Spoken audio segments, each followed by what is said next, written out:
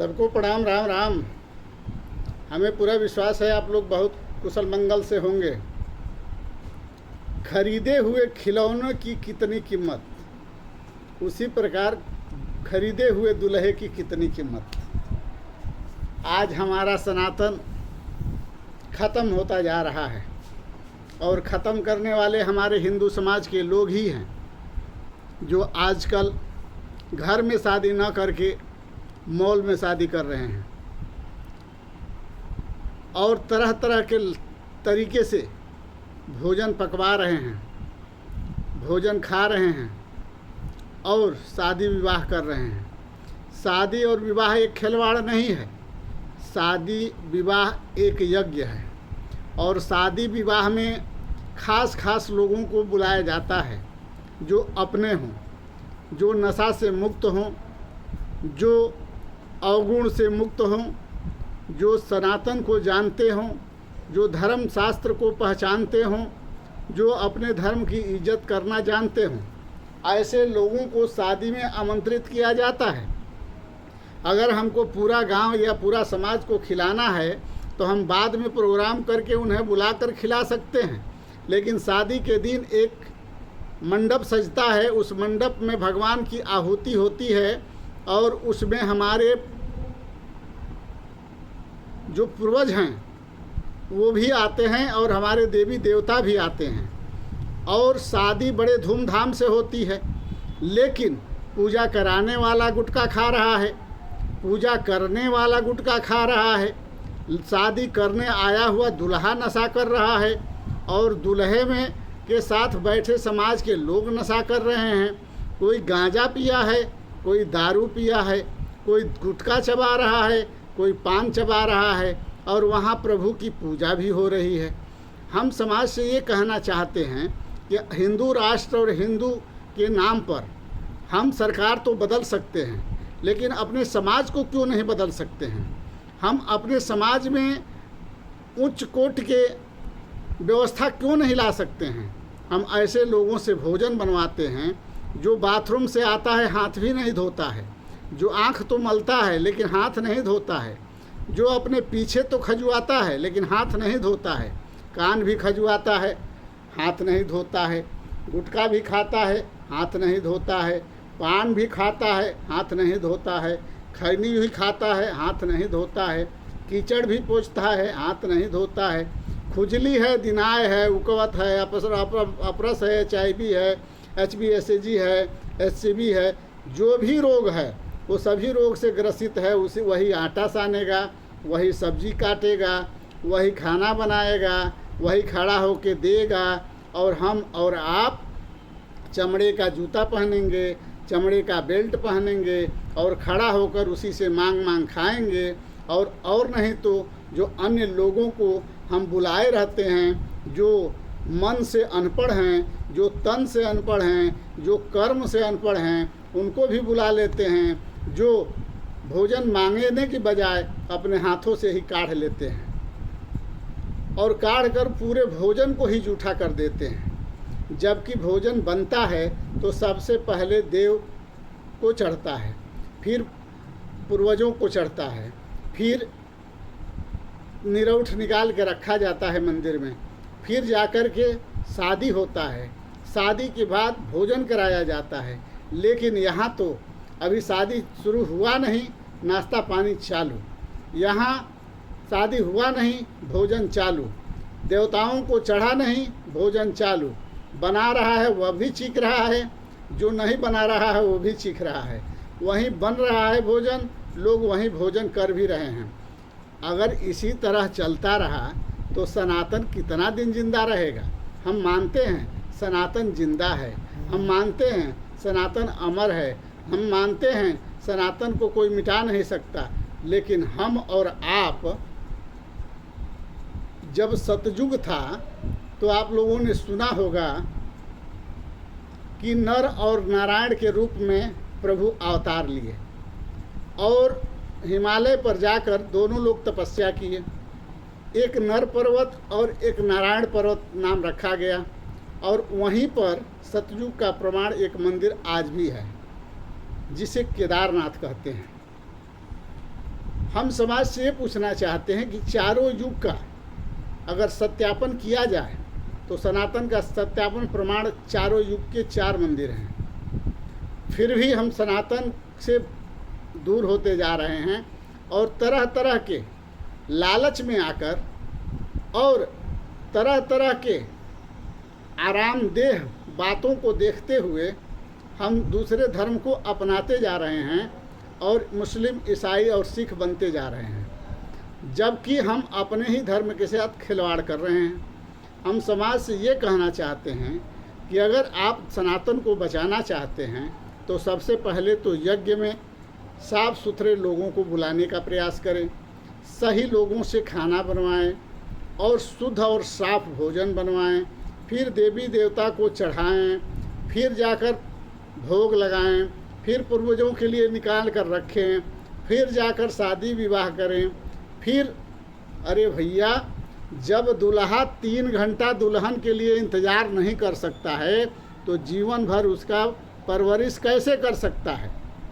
जो लड़की बचपन से जब से पैदा हुई उसके बाप ने अपने समाती के अनुसार 10 रुपये का खिलौना लाया जब छोटी थी, थोड़ी बड़ी हुई तो 20 रुपये का, उससे बड़ी हुई उससे बड़ा, उससे बड़ी हुई उससे बड़ा, उससे बड़ी हुई उससे बड़ा। जैसे जैसे उम्र बढ़ता गया वैसे वैसे वो खिलौना लाता गया। वो लड़की खिलौना से खेलते खेलते बड़ी हो गई। बड़ी होते होते उसको लगा कि हम टीवी देखते देखते, मोबाइल देखते देखते वो प्रेम प्रसंग की तरफ बढ़ गई। और जब प्रेम प्रसंग की तरफ बढ़ी तो गलत आचरण की तरफ भी बढ़ी, जिसके चलते आजकल अधिकांश लव मैरिज हो रहे हैं। और वह लव मैरिज इतने खतरनाक हो रहे हैं कि जिस सनातन में तलाक जैसे सिस्टम की व्यवस्था नहीं है, जिस सनातन में सती और पति की बात चलती है, उस सनातन के लोग तलाक की बात करने लगे हैं, यानी कि मुस्लिम धर्म के तरफ भागने लगे हैं। हिंदू धर्म में होते हुए भी मुस्लिम धर्म के साथ भाग रहे हैं। क्यों? कि उसमें कई शादियां की जा सकती हैं, कई शादियां छोड़ी जा सकती हैं, कई शादियां की जा सकती हैं। और हिंदू धर्म में ऐसा नहीं है। एक शादी होती है, उसी से 7 जन्मों तक पार करने की बात होती है।